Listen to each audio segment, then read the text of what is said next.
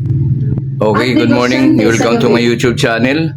Ongoing ang impeachment ng ni VP Sara sa Kongreso, sa House, Isang selyadong sa Committee on Justice.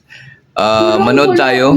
Ito yung isa sa Ngunit nananatiling sarado pangunang pananalita ng chairperson ng Committee on Justice.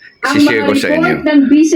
At base sa pahayag ni Senator Trillanes, merong pahiwatig na isang pattern, isang sistema. At dahil dito, dapat magkaroon pa ng mas malalim pa na investigasyon. Para magkaroon tayo ng idea kung ano nga ba ang mga inakusa at sa bandang huli, ano ang magiging sagot ni VP Sara. So para hindi tayo dependent kung anong finifeed sa atin ng mga DDS o ano man. So manood tayo.